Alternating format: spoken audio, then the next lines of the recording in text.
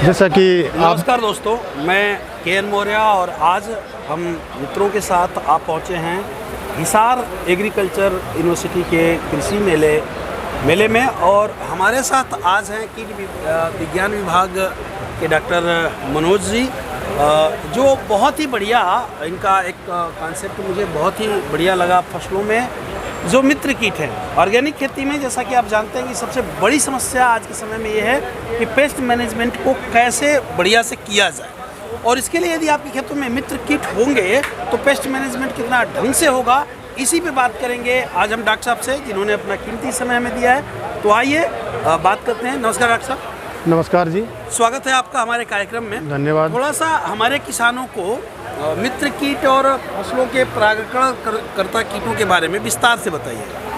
सबसे पहले तो मैं आपका धन्यवाद और स्वागत करता हूं हमारी यूनिवर्सिटी में, चौधरी चरण सिंह हरियाणा एग्रीकल्चर यूनिवर्सिटी हिसार।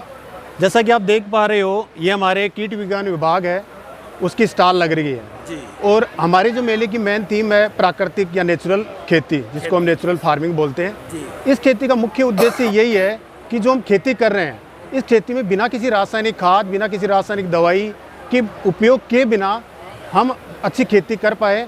और एक जैसा कि आप सुन पा रहे हो कि लगातार दिन प्रतिदिन दवाइयों का उपयोग बढ़ रहा है, जिसके अंदर मानव जाति के ऊपर, एनिमल्स के ऊपर और जितने भी जीव जंतु है, चाहे उसमें आप सभी को ले लो, उसके ऊपर काफ़ी नकारात्मक प्रभाव पड़ रहा है।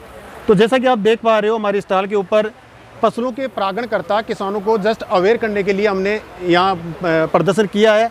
इसका मुख्य उद्देश्य यही है कि हमारे किसान भाइयों को ये पता चले कि कौन कौन से परागण करता है।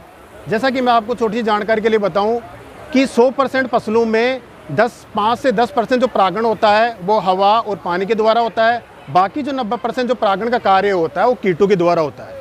उन कीटों में 10% परागण होता है वो तितली और बटरफ्लाई के द्वारा होता है। बाकी जो 80% परागण होता है वो मधुमक्खियों के द्वारा होता है। जैसा कि हम सब जानते हैं कि मधुमक्खियाँ 2 प्रकार की होती है।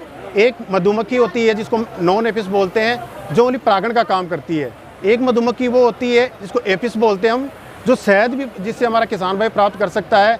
शहद के साथ साथ में पराग भी प्राप्त कर सकता है, परपोलिस भी प्राप्त कर सकता है, रॉयल जेली भी प्राप्त कर सकता है, और भी कई उत्पाद होते हैं जिससे किसान अपनी आमदनी बढ़ा सकता है। तो हमारी प्रदर्शनी का जो मुख्य उद्देश्य ये है कि यहाँ से किसान भाई इसको देखें और उनको ये पता चले कि ये परागण करता है, ताकि इनको फसलों के ऊपर देख के वो किसी भी कीटनाशक का छिड़काव नहीं करे। दूसरी मैं बात करूँगा फसलों के मित्र कीट। जैसा कि कीट सेम कीट होता है, लेकिन मित्र कीट इसलिए होता है कि ये कीट दूसरे कीट को खाता है।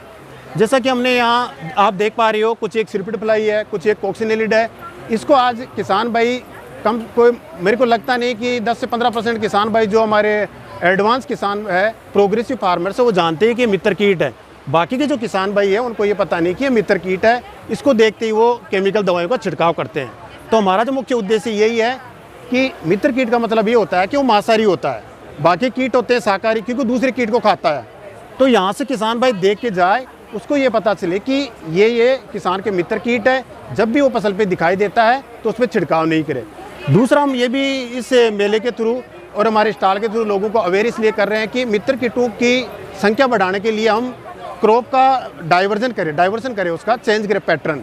जैसा कि मान लो आप सरसों की खेती कर रहे हो, सरसों की खेती के अंदर आप 2-3 लाख अगर गेंदे की लगाते हो तो मित्र कीट को भोजन मिलता है। होता क्या है कि गेंदे से या दूसरी सीड स्पाइसेस फसलें हैं जिसमें आपकी फेनल हो गई, ओके, क्यूमिन हो गया, और भी कई ऐसे जिसको माइनर सीड स्पाइसेस क्रॉप्स बोलते हैं, उनको लगाने के अंदर क्या होता है, उसके फूलों में उसको खाने के लिए भोजन मिलता है, जिसको हम नेक्टर बोलते हैं। तो अपनी लाइफ साइकिल को बढ़ाता है और अपनी इतनी पॉपुलेशन कर लेता है कि जब एक ETL इकोनॉमिक थ्रेशोल्ड लेवल के नीचे अगर कीटों की संख्या है तो ऑटोमेटिकली नेचर के अंदर कंट्रोल हो जाती है। धन्यवाद जी। बहुत बहुत धन्यवाद डॉक्टर साहब। मित्रों, हमारा प्रयास है कि जैविक खेती आप करें, इसे जानें और समझें।